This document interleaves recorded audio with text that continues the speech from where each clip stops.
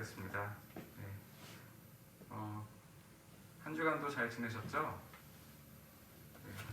오늘도 정결한 마음으로 하나님께 예배드리도록 하겠습니다. 먼저 사도신경으로 우리들의 신앙을 고백하겠습니다. 전능하사 천지를 만드신 하나님 아버지를 내가 믿사오며 그 외아들 우리 주 예수 그리스도를 믿사오니 이는 성령으로 잉태하사 동정녀 마리아에게 나시고 분두여 빌라도에게 고난을 받사 십자가에 못 박혀 죽으시고 장사한 지 사흘 만에 죽은 자 가운데서 다시 살아나시며 하늘에 오르사 전능하신 하나님 우편에 앉아 계시다가 저리로서 산자와 죽은 자를 심판하러 오시리라.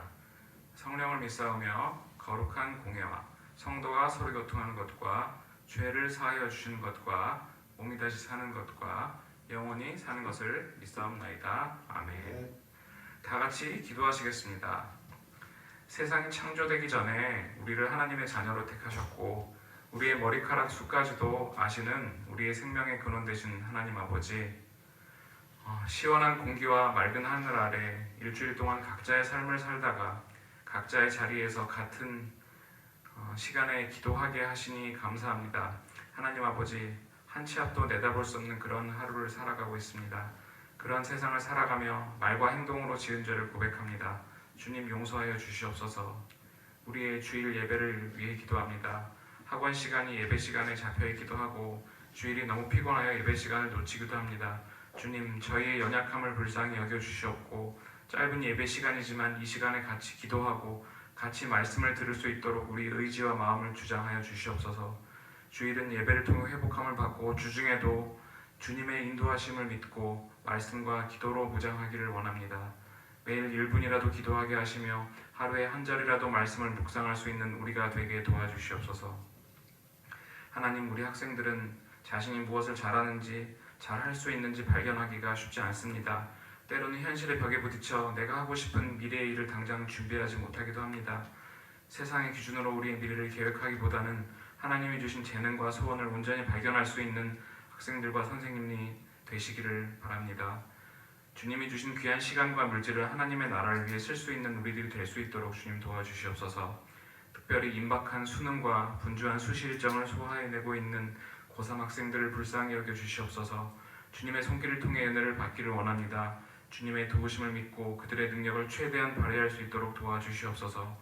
중간고사가 얼마 안 남은 고1, 2 학생들 마음의 평정심을 잃지 않고 기쁨의 에너지로 학업에 임하여 좋은 결과를 맺을 수 있도록 도와주시옵소서.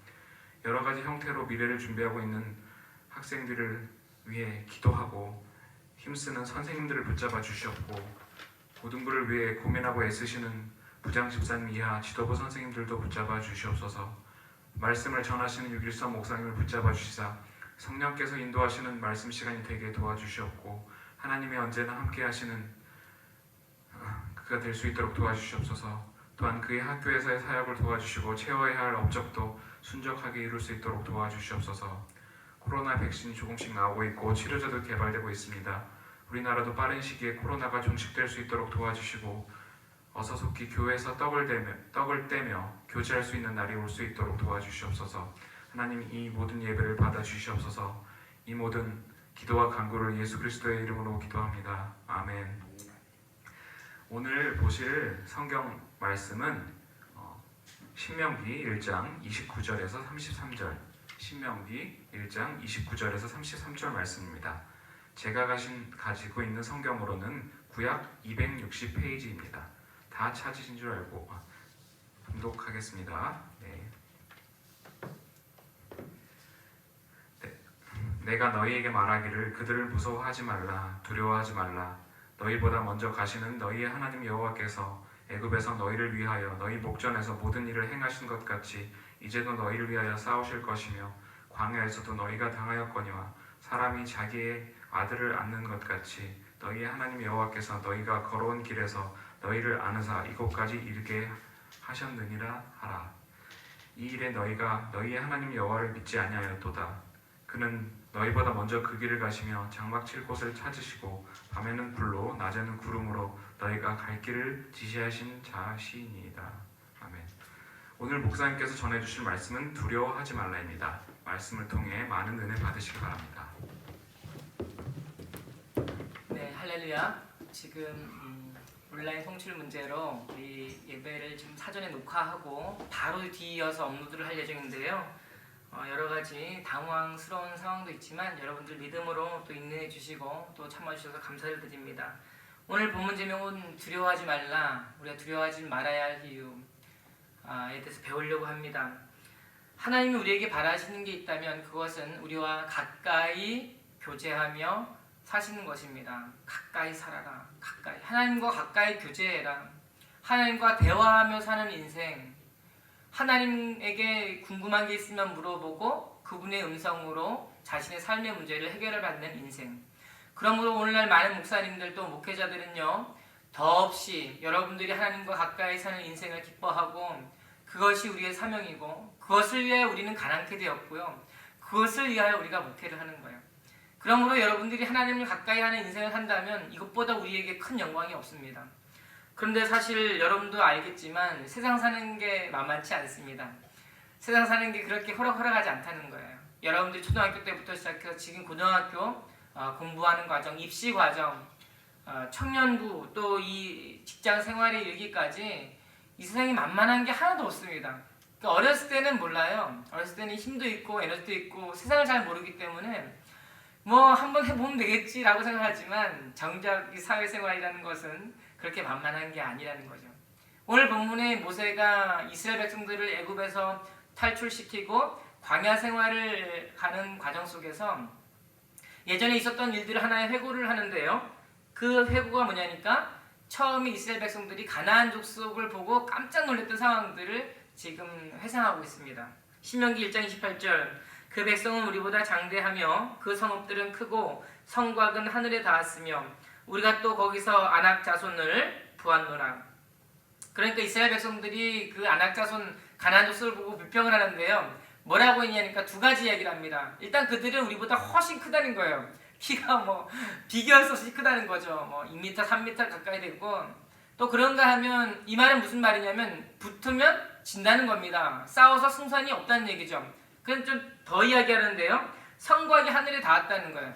물론 이것은 부풀린 말이고 과장된 말이긴 하지만 이게 어마어마한 만큼 이 성벽이 견고하다는 것을 의미하고 있죠. 이게 무슨 말입니까? 공격 자체를 하지 못한다는 거예요. 싸움을 걸 엄두 자체가 안 난다는 이야기입니다. 자, 그런데요, 이스라엘 백성들이 가나안 족속과 싸워보기도 전에 이런 판단을 내렸습니다. 지금 무슨 말이냐면 이스라엘 백성들에게 힘이 없었던 것도 아니고요, 어떤 전략이 없었던 것도 아닙니다. 또 이스라엘 백성들의 수가 적은 것도 아니었어요. 이 지금 가나안 족속들은 이스라엘 백성들이 무서워서 벌벌 떨고 있는데요, 이스라엘 백성들은 오히려 겉만 보고 비교 의식 가운데 사로잡혀서 벌벌 떨고 있다는 거죠. 그러니까 오늘날 우리 많은 그리스도인들이 이런 안악자손을 직접 경험하진 않지 않습니까? 이런 안악자손 지금 존재하지 않습니다. 그런데요, 이 세상에 이런 안악자손과 같이 우리 인간들에게, 우리 사람들에게 비교의식을 심어주는 일들은 여전히 많다는 거죠. 이스라엘 백성들이 안악자손에게 진 이유가 뭐였습니까? 그들이 키가 장대해서가 아니었어요. 그들이 성곽이 하늘같이 높아서가 아니었습니다. 그들이 스스로 판단하여 비교의식 가운데 매몰되었기 때문에 졌다는 거죠. 오늘날도 마찬가지입니다. 어떤 지인이 요즘 뜬다고 하는 신도시로 사시는 분인데요. 그분은 이제 임대 아파트로 사시는 거예요. 근데 주변에 보니까 주변에 학교를 중심으로요, 뭐 옆에 아파트가 있는데요, 거의 시가가 뭐 9억, 10억 정도 한다는 거예요. 근데 알고 보니까 그 지역에 분양권을 얻기 위해서 거금을 투자해가지고 전세로 살고, 그렇게 하는데 그래도 뭐 전세로 살아도 어느 정도 있는 분들이 가시는 거 아닙니까? 그런데 추석 때 친구들이, 자신의 아이들과 친구들이 같이 얘기를 하는데요, 친구들이 자랑을 한다는 거예요. 내가 요번에 추석 용돈 얼마 받았냐 했더니 한 친구가요, 자기는 50만 원 받았다는 거예요. 50만 원. 또 다른 친구는요, 어떻게 얘기했냐니까 태어났을 때부터 어머니가 적금 통장을 들어서 1억 정도를 자기 통장으로 만들어놨다고. 초등학교 2학년밖에 안 되는 친구에게 1억 원의 통장 잔고가 있는. 근데 그 친구는요, 추석 때 시골도 내려가지 못했고, 시골 같은 데나 좀 할아버지 할머니 만나면 용돈 받잖아요. 근데 어디 간 적도 없어가지고 받은 용돈이 뭐 10,000원도 없는 거예요. 그러니까 애가 입이 한 발 나와가지고 삐쭉 나와가지고 우리는 왜 용돈 못 받냐고 이렇게 얘기를 하더라는 거죠.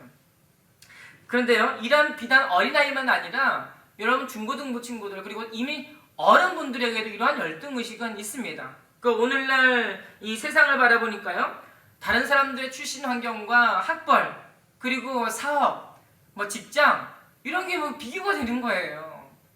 나를 바라보니까 나는 가진 것도 없고 잘난 것도 없고 뭐 그렇다고 해서 열정도 없고 노력해도 안 되는 게 또 문제가 되고요. 이런 현상들을 보면서 오늘 많은 현대인들이요, 그런 열등의식 가운데 살고 있습니다. 그런가 하면 이 세상의 이 기준으로 나를 바라볼 때예요, 열등의식 있는 사람의 반대편에 있는 게 무엇일까요? 그 우월의식입니다. 우월의식.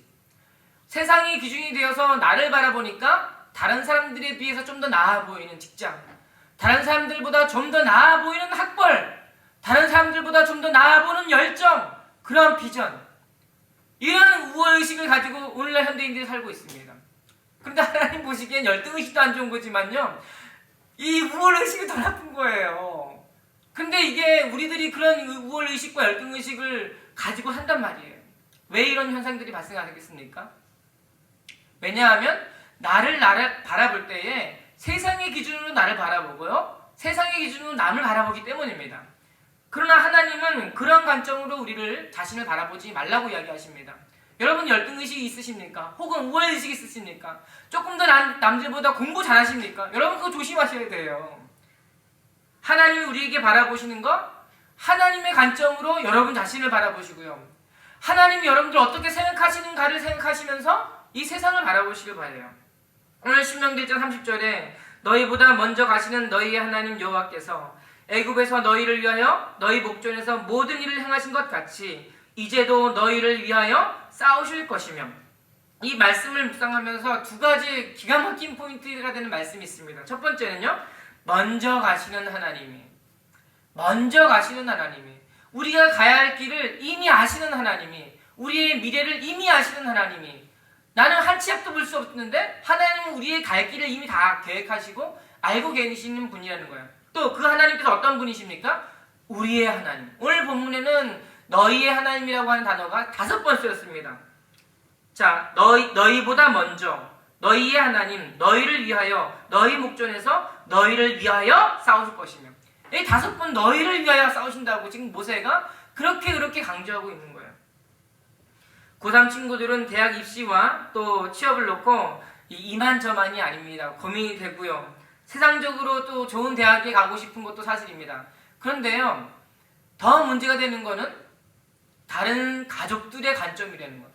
내가 좀 더 좋은 대학교에 가기를 바라는 부모님들의 관점이 나를 때로 힘들게 하고요, 내 친구들이 또 우리 고등학교 혹은 선생님들이 나에게 그런 기준을 가지고 여러분들을 평가할 때요, 여러분 그런 평가에 여러분들 자신을 맡기지 마십시오.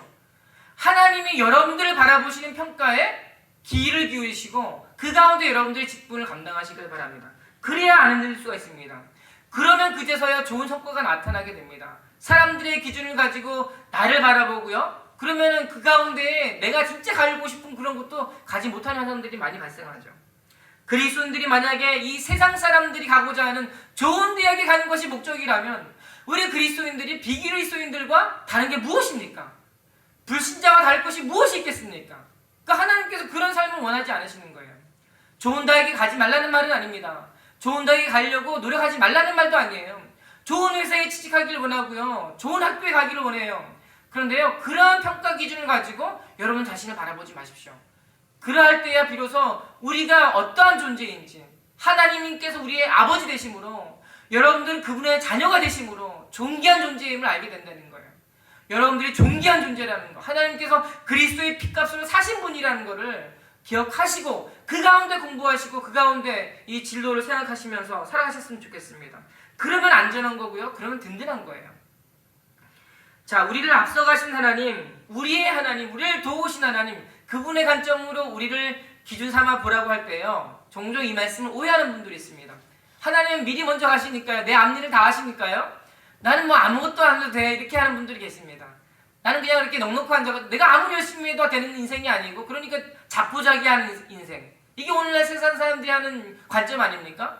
뭐 오늘날 아무리 일을 해도 돈이 안 모인다 그러잖아요. 그러니까 그냥 오늘 먹고 오늘만 살아야지 하면서 알바하고 비전 없는 인생을 살아가는 사람들이 있습니다. 근데 우리 그리스도인들은 그렇게 하지 않는다는 거예요.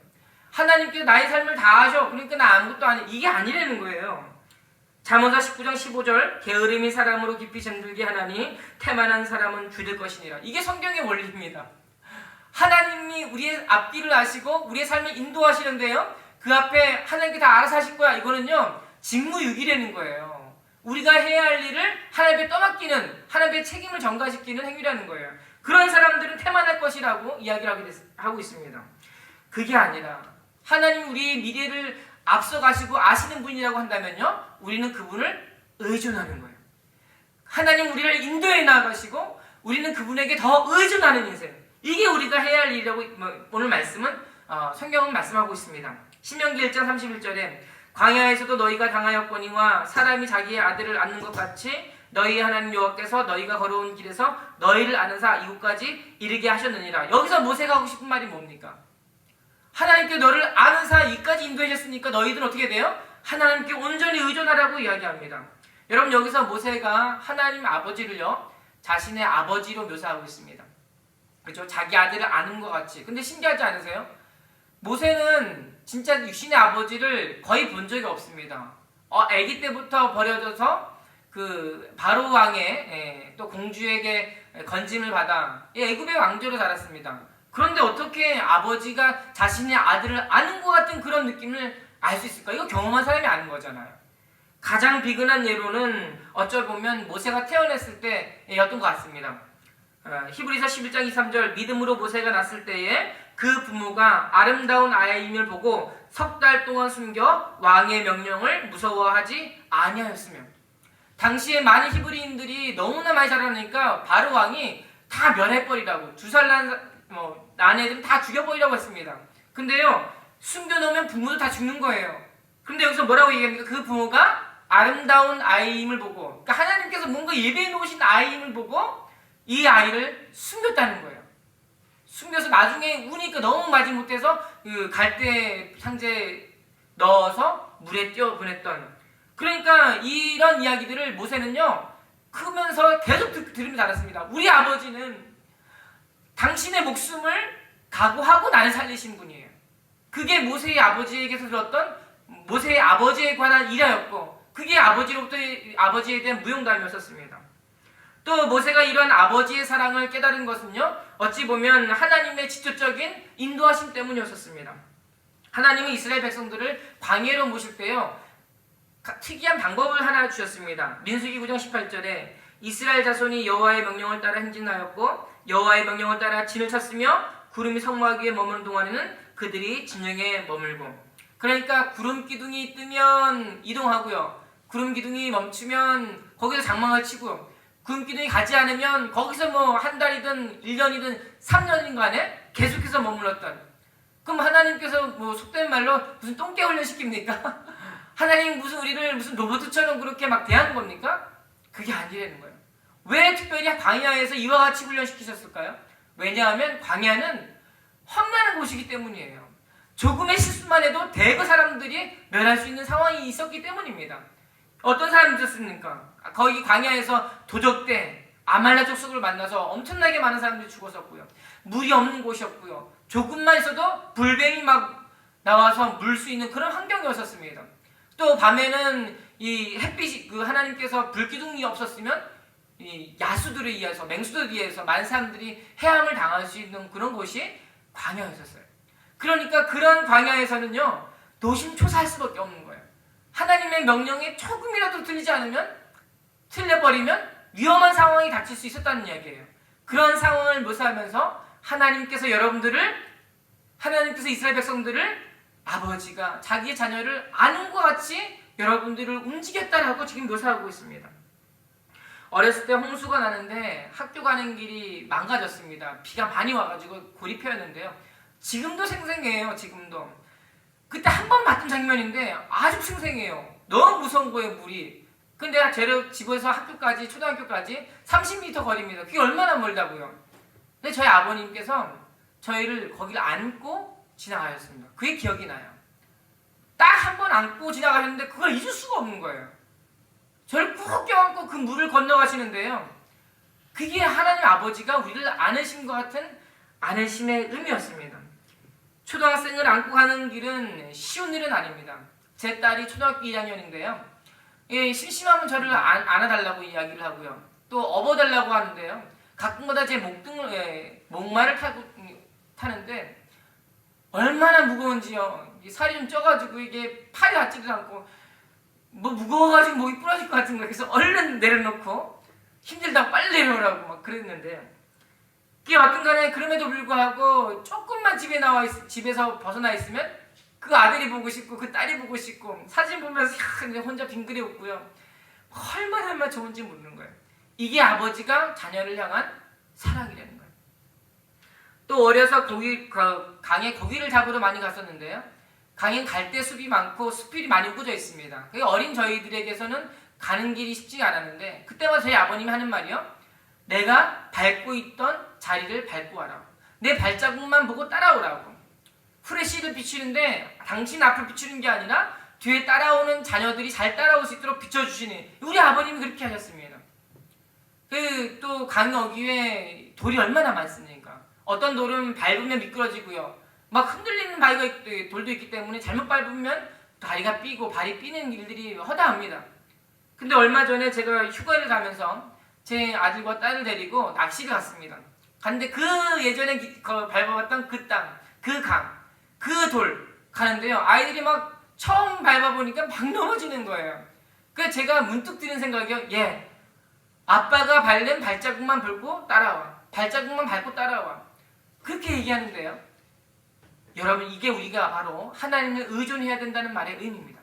하나님 우리를 앞으로 가서 인도해 주시는데요. 우리는 그분을 믿음으로 꼭 붙잡고 매달리는 거예요.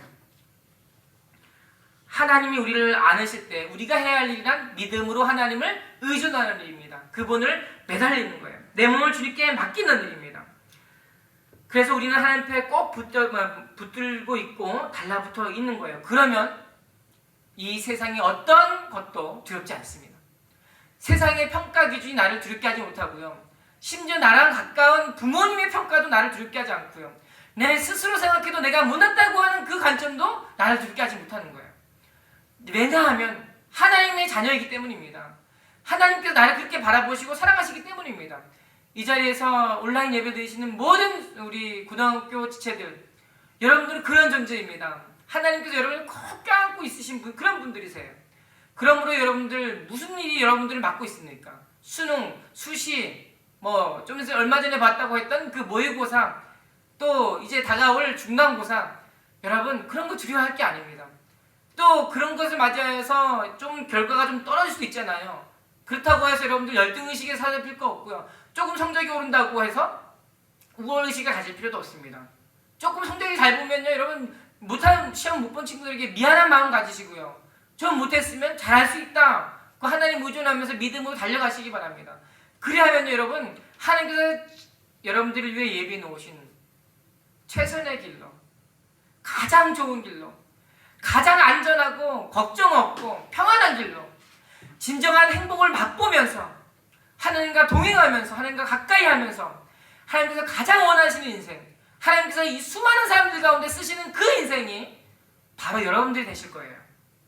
이 은혜 가운데 한 주간도 여러분들을 에워싸고 있는 여러 가지 장애물들 믿음으로 극복해 나아가시고 하나님과 가까이 교제하며 주님 주신 평안을 누리시기를 주님의 이름으로 축복합니다. 기도합니다. 하나님 감사합니다. 오늘 말씀을 통해서 두려워하지 말라. 주님 맞습니다. 우리의 삶을 에워싸고 있는 이 세상의 가치 기준으로 인하여 많은 친구들이, 많은 사람들이, 많은 성인들이 열등의식에 사로잡히는가 하면 때로는 우월의식에 사로잡혀 하나님께 번제할 때도 있습니다. 주님, 그런 이 모든 것들을 다 벗어버리고 세상의 기준을 다 내려놓고 하나님께서 나를 바라보시는 그 사랑과 우리의 앞길을 다 인도해 나아가시는 그 하나님의 인도하심을 바라보고 그저 이것이 하나님께서 다 하실 거야 하고 뒷짐지고 서 있는 것이 아니라 나를 인도하시는 하나님 믿음으로 그분을께 매달리고 그분을 꼭 끌어안고 그분과 함께 달려가는 우리 복된 인생이 되게 하여 주시옵소서. 감사드리며 예수님의 이름으로 기도합나이다. 아멘. 네, 오늘 특별한 광고사항은 없고요. 평소와 같이 헌금은 우리 동도교회 홈페이지에 들어오셔서 온라인 계좌로 헌금해 주시기 바랍니다. 고등부와 그다음에 자신의 이름을 꼭 기입해 주시길 바랍니다.